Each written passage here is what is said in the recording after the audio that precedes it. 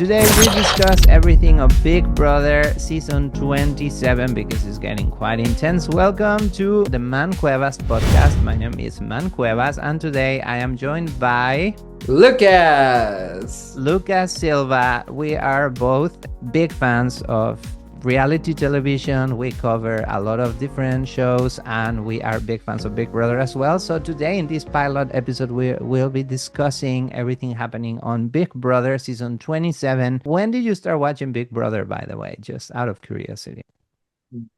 That a long time ago. We're in season 27. I started on season 12. And fun fact, I learned English by watching Big Brother and reality show television. Yeah. So Big Brother was the first reality show I saw.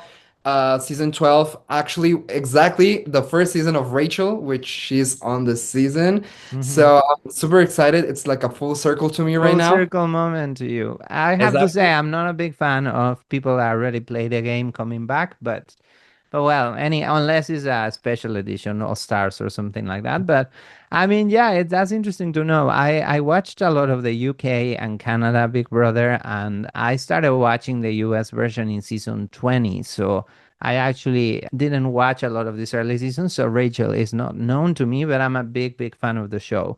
So today we will be discussing everything that has happened in the first couple of weeks of Big Brother.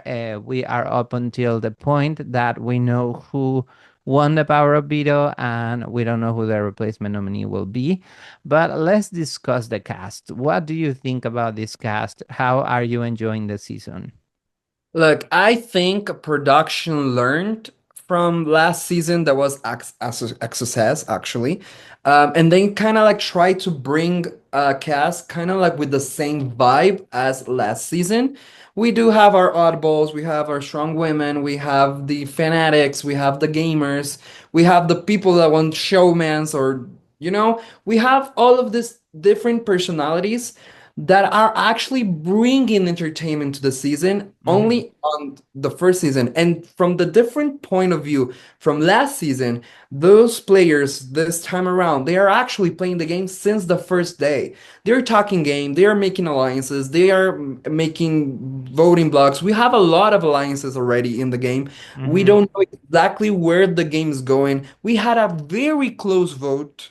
So, like, they are here to bring it to play and to fight for the money. Yeah, I think what is interesting is that we were so tired of this sort of sheep voting, like you just follow what the crowd is saying, and then you just like it just becomes like That's a a big whole problem. house against, and then it just becomes really boring, which happened a lot in the first few seasons of Big Brother that I watched. Actually, you always have that big long alliance and they just keep eliminating others and then it's just so predictable. So with this twist that they have to nominate three people and you don't know which one of those three is coming off the block, that kind of makes for better television because they don't have a lot of time to decide what they want to do. They can kind of plan, but they don't know, which is what happened on the first eviction that we just watched. I was really sad because I like Say. I wanted him to stay.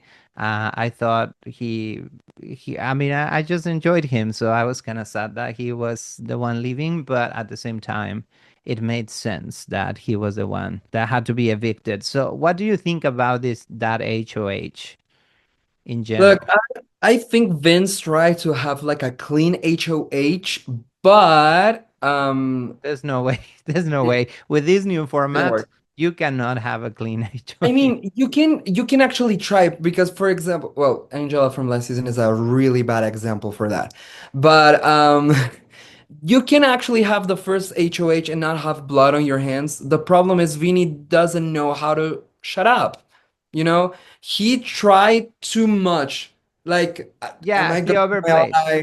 Am I not gonna put my ally? I want you out, but then I want you out, but then I want you out, then I want everyone out. It's like, boy, calm down. You need Hmm. to like find something in common with everyone. Let's say Ashley. Ashley was a really good first nominee because everyone was coming to him being like, "Hey, Ashley, the shower gate situation.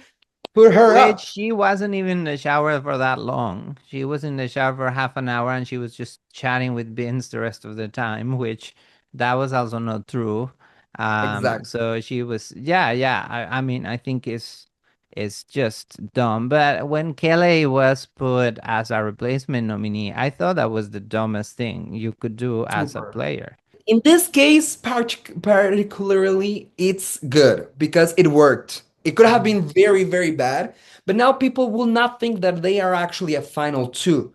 So that's kind of good, if they know how to play it. And if they survive, because Kelly's being like hated by everyone and people don't like Vinny that much. He has his alliance with the boys, the Burger Boys, Mhm. but we know how things work. Like, Yeah, it's they're not in the social aspect, they're not doing a very good job. So in a way, I mean the chances of Vince and Kaylee making it all the way to the end are very slim unless they change the strategy. Another controversial character has been Keanu. The live feeds are telling us a completely different story about Keanu. I think it's gonna happen one of two things. Or he's gonna be put up and he's gonna go up super easy, or everyone is gonna actually use him as a pawn. Especially because you have to nominate three people every single week. So if he Having knows he's one not pawn, liked, mhm. it's not that bad. And actually for him, I think from a worse position that he was, being there makes him actually be on a good position.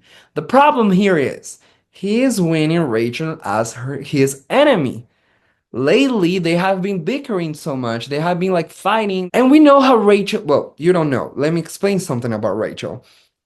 Rachel Riley is the type of player that if she thinks that you are being a pain to her or something against her, she will do everything in her power for you to go home. The Well, same way look that at she did Say, look at Say.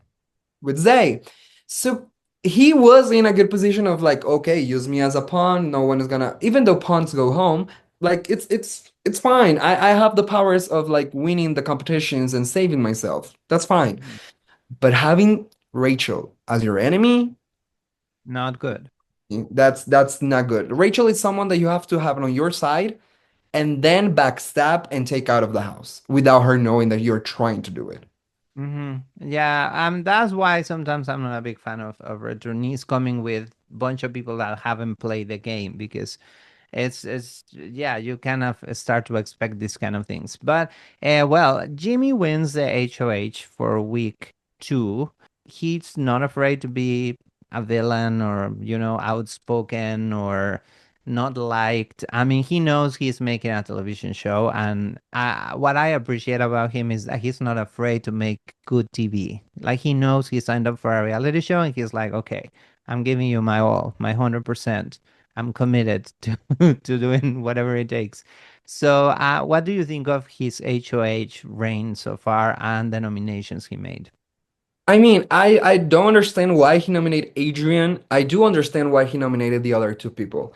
Kelly seems like an easy target, and Keanu was actually his target. Besides that, I think he has a really good game. If he doesn't let the power of the HOH go to his head, he has a good position. He has two alliances.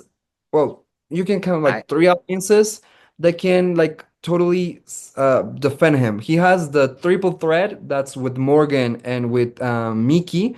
He has the triplets that's with Vinny and Rachel, and with that he has the heavy hitters that's Rachel, Vinny, him, Riley, Zach, and Morgan. And besides that, he has a final two with Vinny. So he's kind of, you know, Yeah, not bad, but depends on how he uses his power. yeah, it'll be interesting to see. I do think this HOH went to his head. I think he already walked in with a big, with a sort of like extra boost of confidence, which is not a bad thing if you are backing it up with wins. But in Big Brother, you don't want to be the loudest necessarily, especially this early. But I mean, right now it worked out for him. But next week, we don't Who know. But knows? yeah, it's tough because this season you can't really backdoor people. not really, because they still have a chance to To fight save. back. But something I like about Jimmy is that he wants Rachel out, or at least he said that he wanted her out. Then he's like, oh, maybe she'll be useful. But I mean, we know that power of veto was in play. There was this little power that it was a stunt just to bring someone back. But um, because he is gonna have to name a replacement, who do you think that replacement would be? I think it wouldn't be a bad idea to put Rachel and see if he has the numbers. I mean, the whole house knows that keeping her around is bad for them because she's a veteran and she's already won the game. So, what do you think?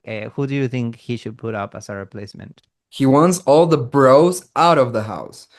But at the moment, he's literally in an alliance with every single one of them. The only one that he doesn't is Keanu, who's already nominated. So to be honest, I don't know who will he put up. If I was him, I would totally turn my guns to actually Kelly because she, even though she's like all over the place, I think that's an easy vote, you know? So for you don't have blood on your hands, you can put someone X. But she's already there with Adrian, right?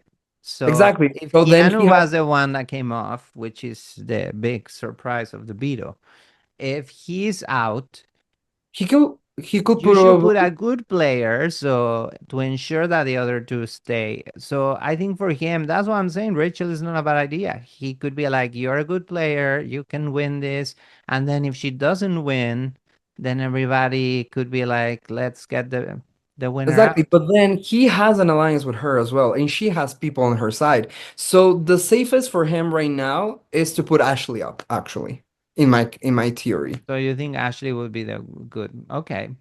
Exactly, Yeah. I because mean, she but has been all over the place as well. yeah, but then it's the same thing of like he's doing the big talk of oh, I'm getting like big targets out, and then he has three people that I don't consider to be big targets. Ashley, Kelly, and Adrian are not big targets to me. But I mean, yeah, because it's tough. I mean, he's in a really bad spot right now. Exactly, because he made an alliance with every single person that he said that he wants out of the house. So like you cannot week two start breaking all the alliances that you made because then you're the type of person that wins HOH and the next round you're out, you Yeah. know? It'll be interesting to see who he puts up. I really don't know who could be a replacement, and if he's gonna actually have to betray one of those alliances because he has. I mean, it's smart to say yes to every alliance, but yeah, it's gonna be a tough one. It's gonna be a tough one. So far, I'm Actually, enjoying this season. me To too. me, the first half is always more enjoyable when it's more of them. Then towards the end is when I start getting annoyed. But hopefully it will stay interesting all the way in. So this is a good season. Are you enjoying it? I am totally enjoying. I think there's a lot of like entertaining people for example, Ava, Adrian, even the bras have personalities that are kind Mhm. of fun. There's the storyline of the like showmances and the whole Rachel thing being so pro showmans, Yeah, and with Zach and Lauren. Yeah. it's like Zach and Lauren, but actually not only that, it seems like Morgan it's in that thingy, so it's like a love triangle maybe situation. Zach likes Lauren, Lawrence likes Zach, and Morgan likes Zach, but Zach doesn't like Morgan. So there's like Oh. the eye candy is out of the house as well. One of them. Yeah, And I'm yeah, like, yeah. No, damn, I know, but that's why I'm liking it because it's still a divided house, and you don't know how the votes are gonna go, and that makes it for was a good TV, very for cute. good Big Brother. So It far was a so good. very good. So Yes, well, we're gonna be recapping the next episode, so stay tuned for the next episode of the Mann Cuevas podcast covering Big Brother, and don't forget to subscribe to the channel. Stay tuned for all the content that we have here. Lucas, thank you so much for joining me, and cannot wait to discuss more episodes with you. totally. All right, see you next time. Bye. Bye.